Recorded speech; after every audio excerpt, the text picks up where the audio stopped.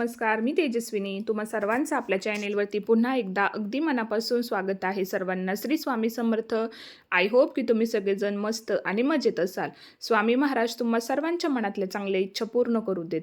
तर आजचा हा जो व्हिडिओ आहे तर तो शेवटपर्यंत नक्की कंटिन्यू करा आणि व्हिडिओ तुम्हाला कसा वाटला ते सुद्धा मला नक्कीच सांगा. आणि जर व्हिडिओ तुम्हाला आवडला असेल तर चॅनेलला लाईक, शेअर आणि सबस्क्राईब करायला मात्र विसरू नका. लाईक केल्यानंतर ना तुम्हाला एक खाली हाईपचं ऑप्शन दिसेल, त्याच्यावरती सुद्धा जाऊन एकदा नक्कीच तुम्ही क्लिक करा. तर चला तर मग आजच्या व्हिडिओला सुरुवात करूयात.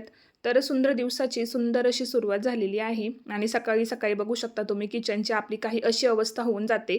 म्हणजे एकदा का मुलांचं स्कूलचं रुटीन सुरू झालं की आपली सकाळची इतकी जास्त धावपळ होते ना की काही विचारायलाच नको. आणि किचन ओट्यावरती येत ना पूर्ण भांड्यांचा पसारा असतो, कारण की टिफिन करणं, त्यानंतर घरातल्यांचं सगळं स्वयंपाक वगैरे बनवून ठेवणं, या सगळ्या गोष्टीमध्ये ना आपला किचन ओटा खूप जास्त खराब होतो. नाश्ता म्हणा, जेवण म्हणा, सगळी तयारी करायची म्हटलं की किचन ओट्यावरती हा पसारा होतोच. पण तरीसुद्धा मी प्रत्येक गोष्ट ज्यावेळेस किचनमध्ये वापरामध्ये घेते ना तेव्हा लगेचच त्या जागच्या जागेवरती ठेवून देत असते, जेणेकरून ओट्यावरती जास्त पसारा राहणार नाही. आणि ओट्यावरती जितका जास्त पसारा असतो ना तितकं जास्त आपल्याला गोंधळल्यासारखं होतं. त्यामुळे कधीही कोणत्या गोष्टी वापरायला घेतल्या की त्या लगेच जागच्या जागेवरती मी ठेवून देत असते. पण ज्यावेळेस माझा पूर्ण स्वयंपाक वगैरे होतो तर त्यावेळेस मग मी पूर्ण किचन ओटा जो आहे तर तो एकदाच क्लीन करून घेत असते, अगदी 20 ते 25 मिनिटांमध्ये. तर म्हटलं चला तेच जे माझं रुटीन आहे किचन क्लीन करण्याचं, तर म्हटलं तेच आज तुमच्यासोबत शेअर करूयात. तर आता सकाळी येत ना जीविकाचा टिफिन वगैरे सगळा रेडी करून दिला. त्यानंतर आम्ही सुद्धा सगळ्यांनी नाश्ता वगैरे केला. आता नाश्ता वगैरे तर झाला आहे, टिफिनसुद्धा झाला आहे, पण दुपारच्या स्वयंपाकामध्ये काय बनवायचं म्हणून मग इथे मी आज राजमा जो आहे तर तो रात्री भिजत घातलेला होता आणि त्याचीच भाजी मी आज बनवलेली होती. आता रोज भाजीला काय करायचं हा सगळ्यात जास्त मोठा प्रश्न असतो आणि स्पेशली येत ना गृहिणींना याचं खूप जास्त टेन्शन असतं की टिफिनमध्ये काय द्यायचं किंवा मग जेवणामध्ये काय बनवायचं, कारण की प्रत्येकाला काही ना काहीतरी वेगळं हवं असतं. म्हणून मग रात्रीच मी तयारी करून ठेवत असते, जेणेकरून दुसऱ्या दिवशी सकाळी माझी घाई गडबड होणार नाही किंवा स्वयंपाक करताना मला जास्त विचार जो आहे तो करावा लागणार नाही. रात्री सगळी तयारी करून ठेवली की सकाळी लगेचच आपल्याला स्वयंपाकाला लागता येतं आणि जास्त वेळसुद्धा लागत नाही. म्हणून रात्रीच राजमा जो आहे तो मी भिजत ठेवलेला होता आणि मग जीविकासाठी बटाट्याची भाजी केलेली होती आणि आमच्यासाठी मग इथे राजमा बनवलेला होता. आता नाश्ता वगैरे तर सगळा आवरून झालेला होता. आता जीविकाचे आजोबा आले की मग त्यांच्यासाठी मी एक भाकरी जी आहे ती बनवून ठेवत असते, कारण की त्यांना नाश्त्यामध्ये चपाती वगैरे किंवा जे काही आपण इतर गोष्टी खातो जसं की इडली, सांबर, पोहे, रवा, असं जास्त काही त्यांना फारसं आवडत नाही. एखादी भाकरी वगैरे करून ठेवली, भाजी केली की मग त्यांचं जेवणच होतं संध्याकाळपर्यंत, मग त्यांचं काही टेन्शन नसतं. म्हणून मग इथे भाजी वगैरे बनवून घेतली. आता म्हटलं जोपर्यंत कुकर होतंय तोपर्यंत म्हटलं चला आपली जी काही सिंकमधली भांडी वगैरे आहेत ती क्लीन करून घेऊयात. आता सगळ्यात आधी येत ना मग जेवढी काही खरकटी भांडी वगैरे असतात ना तर ती आधी क्लीन करून घेत असते, जेणेकरून जेवढं काही खरकटं वगैरे असेल तर ते मग आपल्याला साईडला ठेवता येतं. कारण की काय होतं ना, नाश्ता वगैरे केला, स्वयंपाक केला, काही थोडंसं जरी काही भांड्यांना खरकटं वगैरे असेल ना तर ते तसं सिंकमध्ये राहतं आणि मग जर एखाद्या वेळेस आपलं लक्ष नाही गेलं आणि आपण तसेच भांडी वगैरे क्लीन करायला घेतली ना तर पूर्ण पाणी जे आहे तर ते सिंकचं असं साचायला सुरुवात होते. त्याच्यामुळे नेहमी कधी मी भांडी वगैरे क्लीन करते ना त्यावेळेस सगळी भांडी आधी बाहेर काढून घेते, सगळं खरकटं वगैरे एका साईडला काढून ठेवते. थोडंफार जर काही राहिलं असेल तर मग सिंक पुन्हा एकदा क्लीन करून घेते आणि त्यानंतर सगळी भांडी एकदाच क्लीन करायला घेते. नाहीतर काय होतं, जर आपण एकदमच सगळी भांडी अशी क्लीन करायला घेतली तर पूर्ण खाली सिंक आपलं ब्लॉक होऊन जातं आणि मग खूप जास्त पाणी साचतं किंवा मग खाली लिकेज वगैरे सुद्धा व्हायला लागतं. त्यामुळे मग मला वाटतं अशा पद्धतीने जर आपण भांडी वगैरे क्लीन केली ना तर ते जास्त सोपं जातं आणि एकदा सगळी भांडी वगैरे खरकटं वगैरे काढून घेतली ना तर ते घासायला सुद्धा आपल्याला सोपं जातं आणि कामसुद्धा आपलं पटकन आवरतं. अगदी 5 ते 10 मिनिटात सगळी भांडी वगैरे आपली क्लीन करून होतात. तर आज स्नॅकमध्ये जीविकाला इडली दिलेली होती तर त्याचेच थोडेसे भांडी वगैरे एक्स्ट्राची पडलेली होती, कारण की एक डब्बा तर चपाती भाजीचा कंपल्सरी असतो, पण तिला आज स्नॅकमध्ये इडलीच आणि चटणी न्यायची होती. मग तिच्यासाठी इडली चटणीसुद्धा तिला बनवून दिलेली होती. तर त्याचाच थोडासा भांड्यांचा पसारा आज जास्त होता, पण म्हटलं चला ठीक आहे, मुलांच्या आवडीचं दिलं तर मुलंसुद्धा पोटभर खातात आणि एकदा त्यांचं पोटभर जेवण झालं की मग आपल्यालासुद्धा टेन्शन राहत नाही. तर आता सगळी भांडी वगैरे आधी घासून घेतली आणि त्यानंतर मग सगळी एकदमच म्हटलं क्लीन करून घेऊयात. आता इथे ना तुम्हाला दिसत असेल नळाला थोडंसं पाणी जे आहे तर ते स्लो येते, कारण की गोठ्यामध्ये ना इथला जो नळ आहे आमचा तो इथे जॉईंट केलेला आहे. त्यामुळे जेव्हा कधी गोठ्यामध्ये पाणी चालू केलं जातं ना त्यावेळेस इकडे जे आहे तर ते नळाला थोडंसं पाणी कमी येतं. पण व्यवस्थित पाणी जे आहे तर ते येतं, त्यामुळे म्हटलं आता चला पटापट भांडी वगैरे क्लीन करून घेऊयात. आता जोपर्यंत भाजी वगैरे होते ना, तोपर्यंत माझी सगळी भांडी वगैरे क्लीन करून होतात. म्हणजे एक सुकी भाजी जी आहे तर ती आमच्या इथे कंपल्सरी लागते. तर म्हटलं चला जोपर्यंत कुकर आणि भाजी होतीये तोपर्यंत म्हटलं ही सगळी भांडी वगैरे जी आहे ती सिंकमधली क्लीन करून घेऊयात. एकदा सगळं क्लीन करून झालं ना, तर मग किचनचा लुकसुद्धा छान दिसतो. आता जास्त काही वेळ किचन क्लिनिंगला लागत नाही. म्हणजे सकाळचे 15 ते 20 मिनिटं जरी तुम्ही दिले ना, तरीसुद्धा पूर्ण किचन ओटा जो आहे तो आपला क्लीन होऊन जातो. मेन किचन ओट्यावरती पसारा असतो तो म्हणजे भांड्यांचा. एकदा का भांडी वगैरे क्लीन झाली, त्यानंतर गॅसची शेगडी वगैरे क्लीन करून झाली, की पूर्ण किचन आपला छान दिसतो. आणि महत्त्वाचं म्हणजे किचन ओटा जर क्लीन असेल ना, तर पूर्ण किचनचा लुक हा चेंज होऊन जातो. म्हणजे ज्यावेळेस आपण कधी किचनमध्ये एंटर करतो ना, त्यावेळेस जर ओटा व्यवस्थित स्वच्छ टापटीप असेल ना, तर ते पाहिल्यानंतरनं सुद्धा डोळ्यांना ते सुखसुद्धा वेगळंच असतं पाहण्याचं.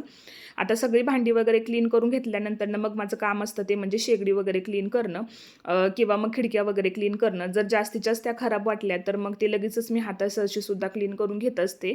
आता जेव्हा कधी मग सगळी भांडी वगैरे क्लीन होतात ना, तेव्हा पहिल्यांदा ओटा वगैरे छान असा घासून वगैरे घेते. आता 2 दिवसातून एकदा किंवा जसं मला जमेल तसं मी सगळं हे क्लीन करून घेत असते, जेणेकरून तो जास्त चिकट वगैरे होत नाही. आणि जर आपण एकदमच 8 दिवसातून एकदाच हे सगळं क्लीन करायला घेतलं ना, तर याच्यासाठी खूप जास्त वेळ लागतो आणि ओटासुद्धा खूप जास्त असा चिकट होतो.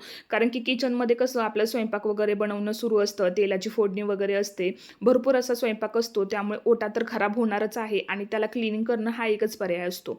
आता माझा जास्त ओटा काही चिकट वगैरे होत नाही, कारण की मी 2 दिवसातून एकदा किंवा जर मला रोज शक्य असेल तर ते मी रोजच्या रोज करून घेत असते. पण रोज जरी नाही जमलं तरीसुद्धा 2 दिवसातून एकदा का होईना पूर्ण ओटा जो आहे तर तो मी छान असा घासून घेते. त्याच्यामुळे ना मला क्लिनिंगला जास्त वेळ लागत नाही, पटकन माझी क्लिनिंग होते. कारण की तो तितका जास्त खराब झालेला नसतो, त्याच्यामुळे थोडंसं जरी त्याला व्यवस्थित घासून वगैरे घेतलं ना, तरीसुद्धा अगदी ते पटकन निघतं. 2 मिनिटात पूर्ण ओटा जो आहे तो माझा क्लीन करून होतो.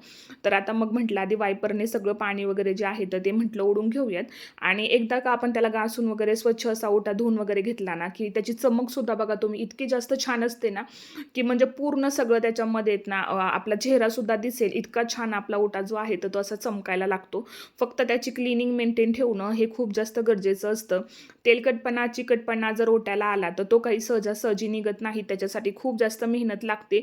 त्यामुळे ना रोजच्या रोज वेळात वेळ काढून अगदी 2 ते मिनिटांचं काम असतं. रोज जरी नाही जमलं तरी दिवसाआड का होईना आपण जे आहे तो थोडासा वेळ काढून किचन ओटा जो आहे तो छान असा स्वच्छ करून घेतला पाहिजे. आता वायफरने सगळं क्लीन करून घेतल्यानंतर येतं मग या वाईप्सने सुद्धा ते छान असं पुसून वगैरे घेते, जेणेकरून ते छान असं चमकतं आणि आपल्याला सुद्धा ते पाहताना सुद्धा खूप जास्त छान वाटतं. आणि क्लिनिंग तुम्ही कोणतीही करा, ते केल्यानंतर जेव्हा आपण क्लिनिंग झालेली पाहतो ना, ते सुद्धा खूप जास्त वेगळं असतं. तो आनंदच काहीतरी वेगळा असतो.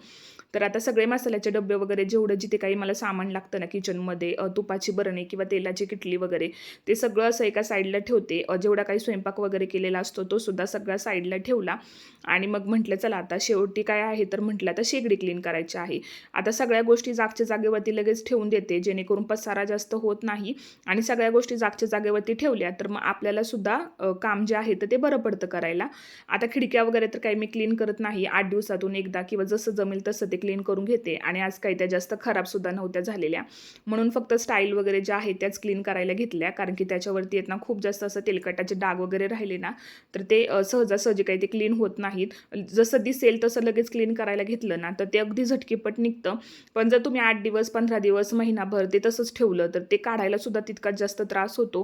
ते काही पटकन आपल्याकडून निघत नाही. त्यामुळे ना लगेचच ते सुद्धा क्लीन करून घ्यायचं. अगदी 1 ते 2 मिनिटं लागतात, जास्त वेळ काही लागत नाही, पण पटकन ते क्लीन होऊन जातं. आता मग शेगडी वगैरे सुद्धा सगळी घासून वगैरे घेतली. म्हटलं सगळं जे आहे ते एकदाच क्लीन करून घेऊयात. आणि हे माझं रोजचंच रुटीन असतं. स्वयंपाक वगैरे झाला की गॅसची क्लिनिंग करणं किंवा शेगडी क्लीन करणं, ओटा क्लीन करून ठेवणं हे माझं रोजचं रुटीन आहे. आणि हे करायला सुद्धा मला खूप जास्त छान वाटतं. ओटा माझा क्लीन असला ना तर मग ते पाहायला सुद्धा मला खूप जास्त आवडतं. त्याच्यामुळे ना महत्त्वाचं माझं असं असतं की किचन आपला छान असा क्लीन झाला पाहिजेत. आता आपण कितीही क्लिनिंग मेंटेन केली तरी सुद्धा तो खराब तर होणारच आहे. आहे. शेवटी इथे आपण स्वयंपाक करतो म्हटल्यावरती जागा तर चिकटपणा किंवा तेलकटपणा राहणारच आहे. पण तरीसुद्धा आपल्याला जे आहे तर ते छान वाटलं पाहिजे किंवा मनाला समाधान म्हणून ते सगळं जे आहे ते आपण क्लीन करत असतो. आता शेगडी वगैरे छान अशी क्लीन करून घेतली आणि मग म्हटलं आता सगळ्यात शेवटी जे आहे ते पाणी वगैरे व्यवस्थित मी असं क्लीन करून घेत असते. आता पाणी वगैरे येत ना डायरेक्ट सिंकमध्ये असं व्यवस्थित असं सगळं निघालं ना तर मग ते बरं पडतं. काही जणांची ओटी अशी असतात की पाणी जे आहे ते सिंकमध्ये न येता असं बॅक साईडला सगळं पाणी जे आहे तर ते साचून बसतं. म्हणजे मी बरेच ठिकाणी असं पाहिलेलं आहे आणि ते क्लिनिंग करण्याचं काम आहेत ना खूप जास्त अवघड आहे. म्हणजे मला असं वाटतं की ते खूप एक्स्ट्राचं काम जे आहे ते वाढतं आपलं. त्यामुळे जेव्हा कधी तुम्ही किचन ओटा क्लीन करत असाल ना त्यावेळेस नेहमी एक गोष्ट लक्षात ठेवायची की पाण्याचा फ्लो हा आपला कुठे जातोय. बेसिंगमध्ये सगळं पाणी ओतल्यानंतर न जातंय की ते एका साईडला कोपऱ्यामध्ये साचतंय हे पाहणं सुद्धा खूप जास्त गरजेचं आहे. कारण की तुम्ही कोणतंही काम करा, एकदा जर एखादं काम झालं ना तर ते पुन्हा होणं काही शक्य नसतं. त्यामुळे ना जेव्हा कधी आपल्या घराचं काम असतं तेव्हा अगदी छोट्यातल्या छोट्या गोष्टी ज्या आहेत त्या लक्षात ठेवायच्या. म्हणजे नंतर ना आपल्याला प्रॉब्लेम नको. कारण की या सगळ्या गोष्टी केल्या ना त्यामध्ये पुन्हा चेंजेस करणं खूप जास्त अवघड असतं आणि मग ते कायमस्वरूपी आपल्याला त्या कामाचा लोड जो आहे तर तो येत राहतो. त्यामुळे जेव्हा कधी आपण कोणत्या गोष्टीचं काम करू घरातील एखाद्या गोष्टीचं तर तेव्हा व्यवस्थितरित्या ते काम करणं सुद्धा खूप जास्त गरजेचं आहे. तर चला असो, आता इथे सिंकचा जो एरिया आहे तो छान असा घासून वगैरे घेतला. नळ वगैरे सुद्धा लगेचच घासून वगैरे घेत असते जेणेकरून रोजच्या रोज ते छान असे क्लीन राहतील. पण तरीसुद्धा आता बोरचं पाणी असेल किंवा विहिरीचं पाणी असेल तर थोडंसं डाग वगैरे नळाला तर राहतातच. पण तरीसुद्धा असं वाटतं की हां चला 1-2 मिनिटांचं काम आहे ते सुद्धा आपण लगेच आवरून घेऊयात. आता सगळी भांडी वगैरे क्लीन झालेली होती त्यामुळे सिंकसुद्धा छान असं घासून वगैरे घेतलं. आता जेव्हा कधी भांडी वगैरे क्लीन करते ना तेव्हा सगळ्यात शेवटी सिंकसुद्धा मी आवर्जून क्लीन करून घेत असते. कारण की तिथे सुद्धा खूप जास्त तेलकटपणा असतो. कारण की सिंकमध्ये सगळी भांडी आपली असतात तेलकटाची किंवा तुपाची किंवा स्वयंपाकाची सगळी भांडी तिथेच असतात. त्याच्यामुळे तो सुद्धा एरिया खूप जास्त खराब होतो आणि मग त्यामुळे तो सुद्धा क्लीन करून ठेवणं किंवा सिंक क्लीन करणं जसं की आपण रोजच्या रोज भांडी वगैरे क्लीन करतो तर त्याच पद्धतीने सिंकचा जो एरिया आहे तो सुद्धा क्लीन करून घेणं हे सुद्धा तितकंच जास्त गरजेचं असतं.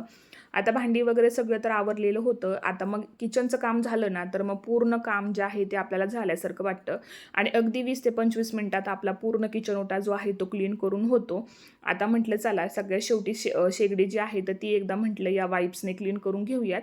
म्हणजे त्यावरती जर काही पाण्याचे डाग वगैरे राहिलेले असतील तर ते राहणार नाहीत किंवा ते दिसणार नाहीत.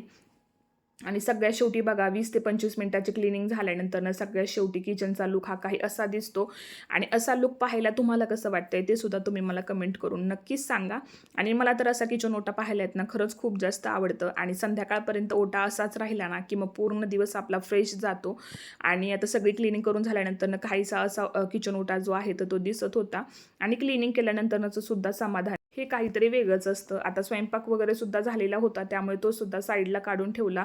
पूर्ण ओटा छान असा क्लीन करून घेतला आणि तुम्ही बघू शकता ओटासुद्धा छान अशा पद्धतीने आपला आता क्लीन झालेला आहे. तर अशी माझी सकाळची काही किचनची क्लिनिंग असते जी की फक्त 20 मिनिटात होऊन जाते. आणि आजचा हा जो व्हिडिओ आहे तो तुम्हाला कसा वाटला किंवा आजच्या माझ्या क्लिनिंगच्या ज्या काही टिप्स मी तुमच्यासोबत शेअर केलेल्या आहेत त्या तुम्हाला कशा वाटल्या त्यासुद्धा तुम्ही मला कमेंट करून नक्कीच सांगा. आणि जर आजचा हा व्हिडिओ तुम्हाला आवडला असेल तर चॅनेलला लाईक, शेअर आणि सबस्क्राईब मात्र नक्की करा. आणि व्हिडिओला हाईप करायला अजिबात विसरू नका. उद्या भेटूयात अशाच एका छानशा अशा व्हिडिओसोबत. तोपर्यंत सर्वांना श्री स्वामी समर्थ.